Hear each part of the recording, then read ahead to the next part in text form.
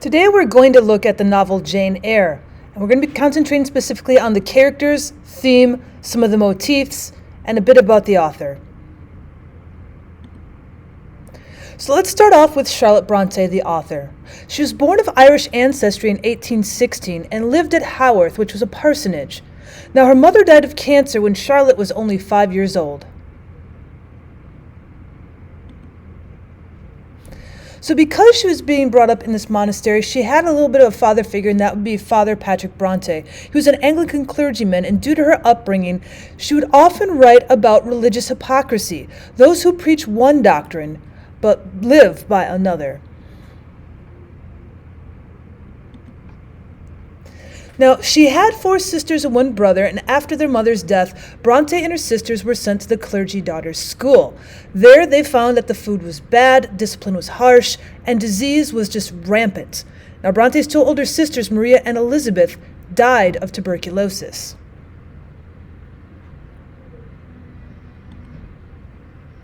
So what is tuberculosis? Well, it was a very common killer during the Victorian era. Now, tuberculosis often destroys its victims' lungs, resulting in a bloody cough. And if left untreated, sufferers may die of tuberculosis because their lungs are just so badly damaged. Now, when we look at the clergy daughters' school at Cowan Bridge, it would become the model for Lowood, which is a fictitious girls' school in Jane Eyre. Now, Charlotte's sisters Anne and Emily Bronte both became successful writers along with Charlotte. In 1846, Charlotte and her sisters started publishing poems and began writing novels. For example, The Professor was Charlotte's attempt to fictionalize her love for a college professor that she'd met at Brussels. You wouldn't see fame for any of the sisters until 1847, and that's when Wuthering Heights was Sister Emily's first success. Charlotte followed, however, shortly thereafter with Jane Eyre.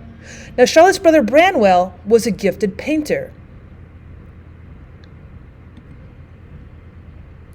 Now, all 3 Bronte sisters, when they originally published, used a masculine pen name because women writers were not taken seriously at that time in Victorian England.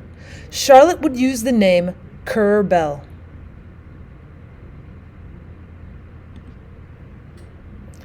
Now, in 1854, Charlotte married her father's curate, Arthur Bell Nichols. And the next year, she became pregnant and then ill, and she died a month before her 39th birthday.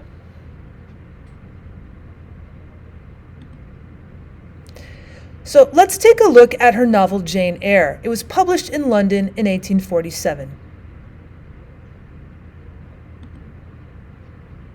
Now, the key events are told in the past. They're from Jane's point of view, and it's a flashback. The setting is early 19th century England, and Jane Eyre is classified as both a Gothic and a romantic novel. So our main protagonist, our main character, is Jane Eyre, the title of the book. Now, she was orphaned as a child, and she becomes a governess at a huge mansion called Thornfield. Now, she was a feisty young child who grows into a strong-willed woman, and she embodies the English working class woman. The biggest point that she has to recall, though, is she going to stay a governess? Would she just like to become a working class woman for the rest of her life? Or will she find a marriage?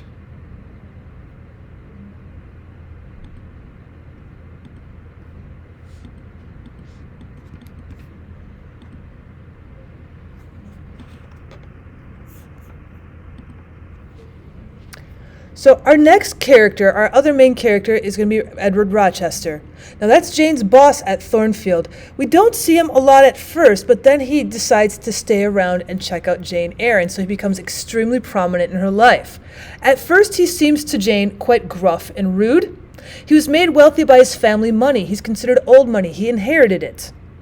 He's also a benefactor to a young girl by the name of Adele Varens, who he tells us at first happens to be his child. He's very secretive, and sometimes he does lie. He is quite deceitful.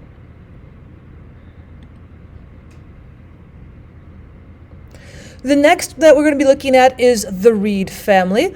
Jane's family on her father's side. Mrs. Reed is Jane's cruel aunt who sends Jane to Lowood instead of having her live with her.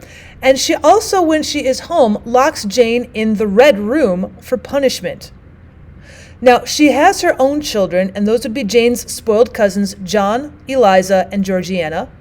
They are just as rude and selfish as her aunt is, and they either torment Jane or they just completely ignore her.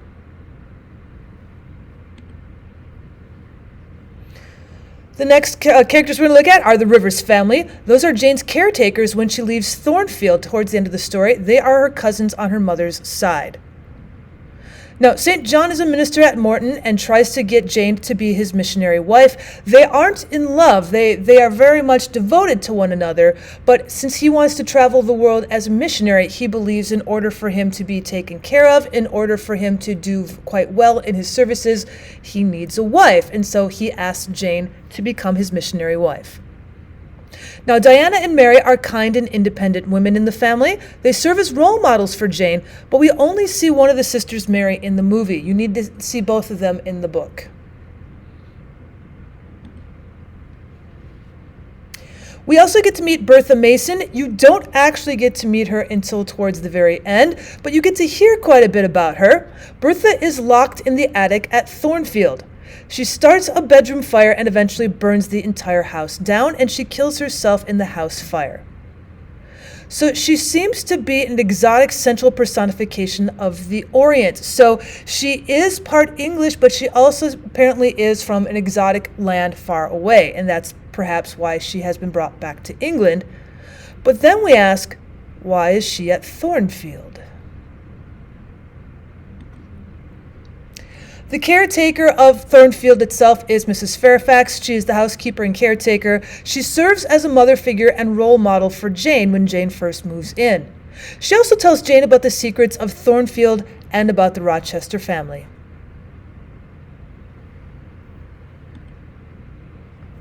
Some of the other characters you're going to meet when Jane is a young girl, you're going to meet Helen Burns. That is Jane's friend at Lowood and teaches her character. She dies in Jane's arms, likely of tuberculosis, kind of like when Charlotte was growing up. The author saw a lot of tuberculosis, including her two sisters dying from it. Mr. Brocklehurst is a cruel and dishonest master of Lowood School, and Miss Temple is Jane's favorite teacher. She's a positive female role model and a mother figure for young Jane.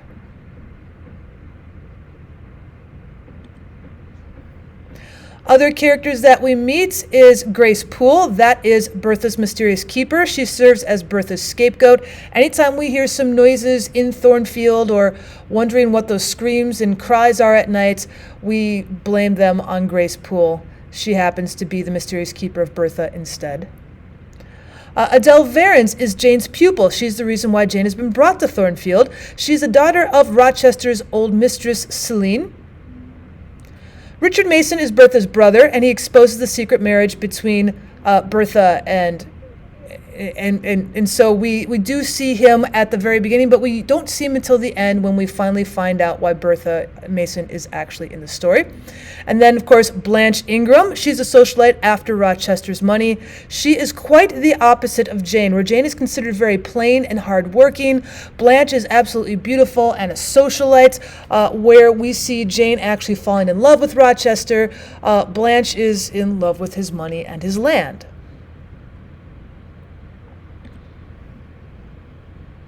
So we did talk about this being both a romantic and a Gothic novel. So what are the Gothic influences?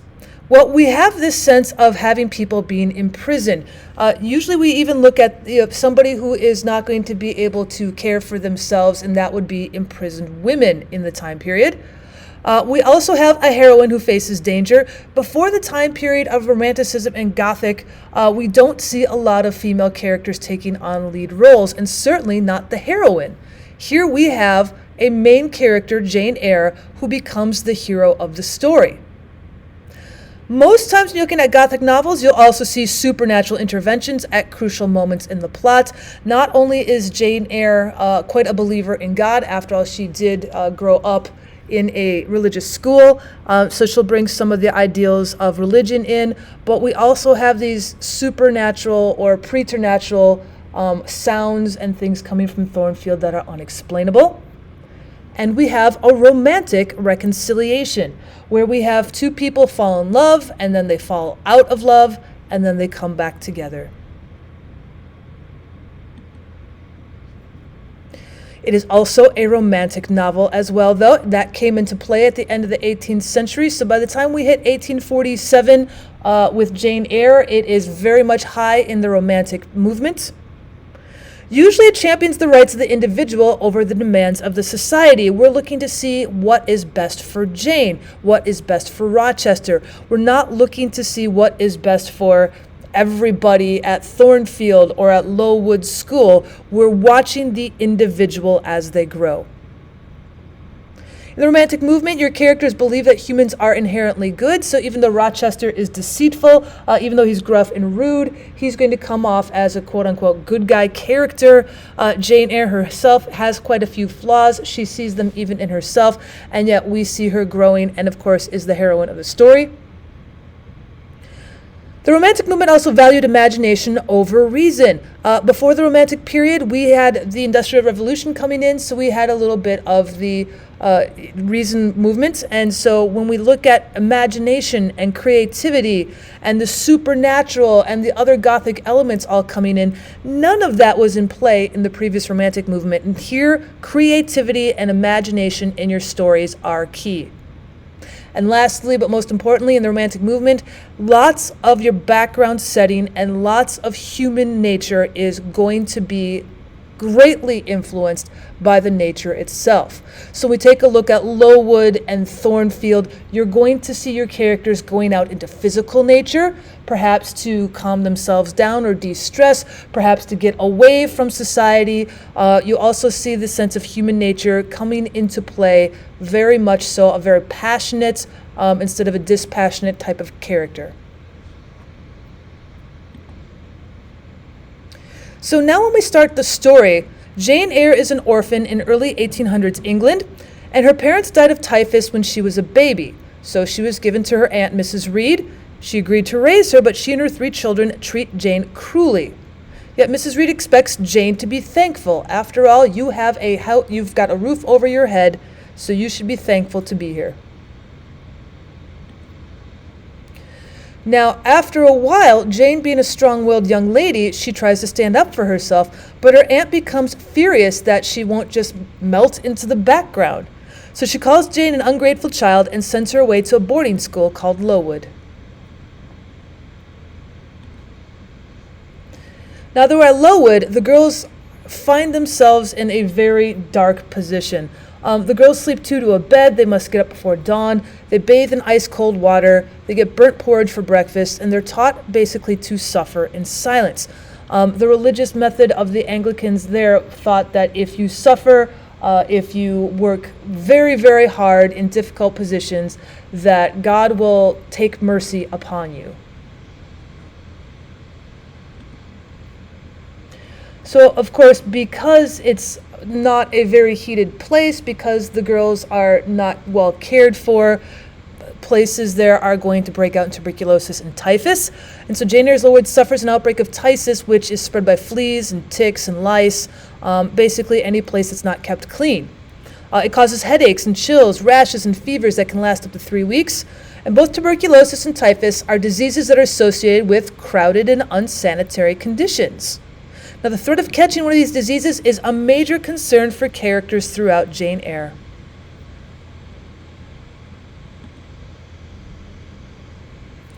We get to meet the superintendent at Lowood School. His name is Mr. Brocklehurst, and she immediately makes friends with a girl called Helen Burns. She also admires her head teacher, Miss Temple, kind of looks at her as a mother figure.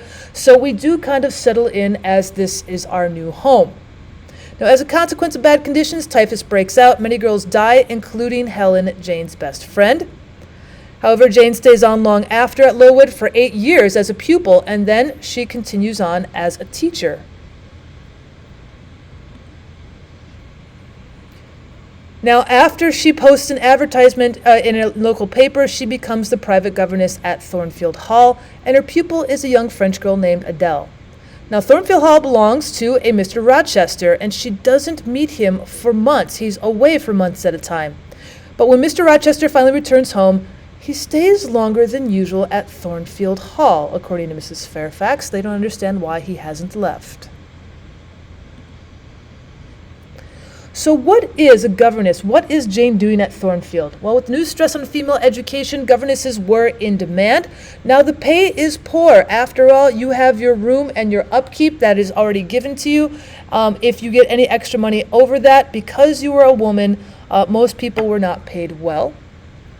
It was, however, one of the only jobs available to educated yet impoverished young women. And so instead of going off into a factory work or trying to work as a laundress or something, usually the educated, impoverished young woman would become a governess. Now, employers and other servants often shunned the governess because they felt they were putting on airs. After all, the other servants are regularly uneducated, and so they had a tendency to feel like they were from a different class. Their employers would often ignore them too because they had a superior education and wealth, which intimidated many people, and they didn't think that an educated woman with no means or wealth belonged in their society. But then we get to more of that Gothic, supernatural kind of mysteries. One night at Thornfield, Jane wakes up and she hears evil laughter. And you wonder, who could this be and why is it coming from Mr. Rochester's bedroom? Now, one day Mr. Rochester gives a party for some fine guests, and in attendance is Miss Ingram, a beautiful woman who adores Mr. Rochester. But during that party, a Mr. Mason arrives. We don't know who this man is because he's sent away almost immediately. What's he doing at Thornfield, and what's going to happen to him? Now, one day Jane receives a letter regarding Mrs. Reed, her wicked aunt. Mrs. Reed is dying and wants to see Jane again. Now, you would think because she sent Jane away all those many years ago, she wouldn't want to see her. So what secrets does Mrs. Reed actually possess? And then finally, when Jane comes back to Thornfield Hall, Mr. Rochester is very happy to see her again. He gives Jane the news that he's decided to marry. He's decided to marry Miss Ingram, but will the wedding actually take place?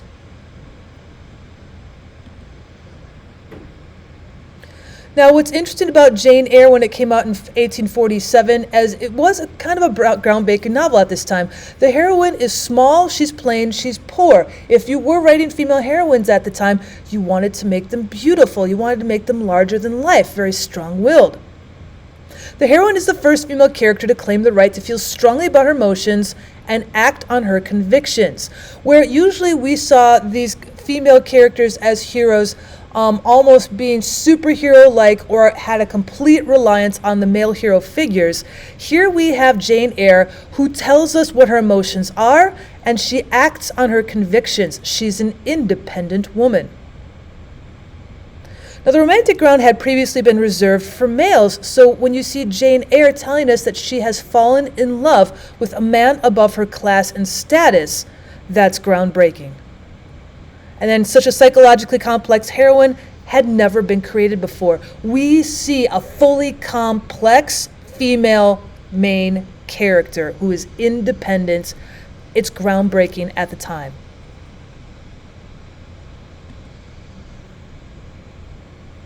Now, at the time, we also have the Byronic hero in Rochester. Now, the term is created for the famous poet George Gordon Lord Byron. The characteristics are that they are quite proud. They know that they come from old money, so they feel like they have a sense of status. They're also very gloomy and very mysterious. They seem like they have something to hide, or they're deceitful and aren't telling you the truth. But they're also quite passionate. They seem to act on their emotions instead of reasoning. Now, Mr. Rochester is a great example of this type of hero. Of course, one of your major themes in the story is going to be in love. Jane is constantly in a search for love. Now remember, she lost her parents from typhus at a very young age. She's looking for friends and parental figures when she moves to Mrs. Reed's and then to Lowood and then finally to Thornfield. She's looking for familial love, and then as an adult, especially when she leaves Lowood and goes off to Thornfield, she's looking for love. So she searches for romantic love in Rochester and motherly love through Miss Temple and Mrs. Fairfax. She's also searching for friendship through the Rivers siblings Helen Burns and Rochester at first, and Jane's search for love might stem from the scorn that she felt as a child. Another one of the themes is social class. After all, this was written in 1847, and in Victorian England, social status was very important. Jane often feels inadequate compared to many of the other main characters in the novel, and she feels that her love for Rochester is wrong because she's not from the same social class. Now, class segregates Jane from her cousins on both sides, although it's more obvious on the Reed side. Blanche Ingram is wealthy, the exact class opposite of Jane. Religion also takes a bit of a turn at theme here. Helen Burns taught Jane a view of faith and God that she could understand, whereas she went to Lowood with the thoughts of religion. It took Helen Burns to make her finally understand why God is there for her. Now, Mr. Brocklehurst's evangelical view had negative effects on Jane, as did St. John Rivers' empirical view, where we're meant to suffer and we're not meant to have any love. We're not meant to get together. We're meant to suffer in this life so we can be fulfilled in the next life. Jane didn't like that idea. Even the once cruel Eliza Reed joins a French convent. Of course, along with that theme of love, there's always mother figures being searched for as well. And in her search for love, Jane also looks for the mother figures she missed as a child, and she looks for them in people such as Miss Temple, Mrs. Fairfax, even in the Rivers sisters.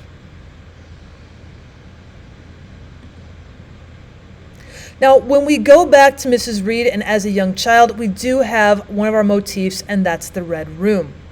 Now, the room at Gateshead where Uncle Reed had died and where Jane was locked up to be punished is known as the Red Room, and the punishment haunted Jane for the rest of her life. Memories of the night in the Red Room occur when Jane is at a crossroads in her life. So this was at the time period where she felt the most supernatural, she felt the most mystery, and she felt the most fear. It's definitely a Gothic motif. And that will do with our review of Jane Eyre. Thank you so much for stopping by the channel. If there's more you'd like to learn about Jane Eyre or perhaps other novels, please leave a comment down below. Let me know what else you'd like to learn.